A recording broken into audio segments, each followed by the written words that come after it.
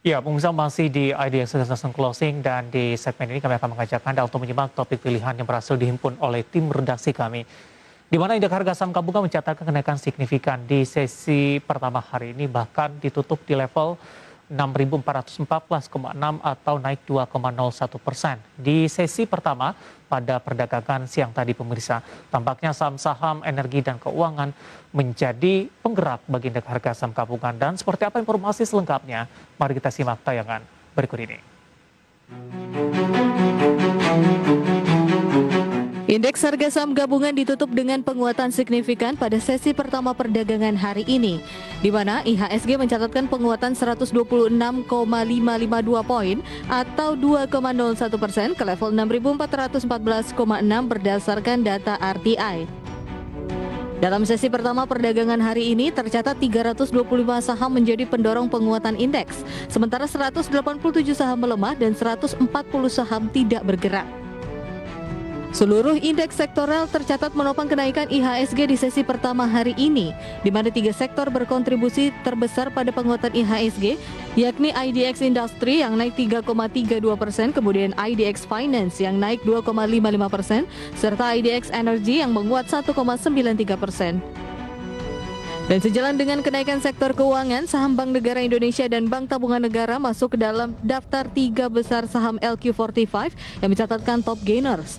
Saham dengan kode BBNI tercatat menguat 6,14% ke level Rp6.050 per saham, dan saham BBTN naik 5,25% ke level Rp1.605 per saham. Sementara saham LQ45 lainnya yang masuk ke dalam 3 besar top gainers yakni saham PT Astra International Tbk yang naik 7,66% ke level Rp5.975 per saham.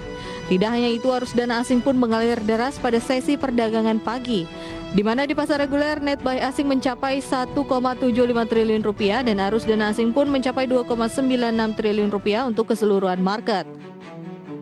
Investment Information Staff Mirae Asset Management Navan Aji Gusta Utama saat dihubungi IDX Channel mengatakan ada sejumlah sentimen yang mendorong saham-saham sektor keuangan berkinerja cemerlang saat ini. Salah satunya yakni tingkat NPL perbankan yang masih cenderung stabil di level 3,35% pada Agustus 2021. Otoritas Jasa Keuangan juga mencatat pada Agustus 2021, penyaluran kredit perbankan tumbuh sebesar 1,16% secara tahunan atau sebesar Rp5,58 triliun. Nilai ini juga naik 1,91% secara year to date. Navan menambahkan selain didorong oleh rilis kinerja positif sektor keuangan, saham-saham sektor keuangan juga terpicu oleh penurunan signifikan kasus positif COVID-19, akselerasi vaksinasi massal, serta pelonggaran mobilitas secara bertahap.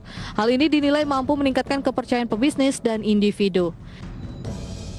Sementara untuk sektor energi, kinerja positif masih didorong oleh sentimen harga komoditas yang secara umum mengalami tren penguatan, di mana penguatan tersebut didorong oleh kenaikan permintaan sejalan dengan pemulihan ekonomi global. Dihubungi terpisah, Investment Banking Panen Sekuritas Indra Ten mengatakan positifnya sektor keuangan dan energi tak lepas dari ekspektasi perbaikan ekonomi di kuartal 3. Perbaikan tersebut pun diprediksi berlanjut pada kuartal keempat, sehingga mendorong kinerja sektoral di Bursa Efek Indonesia. Tim Liputan IDX Channel.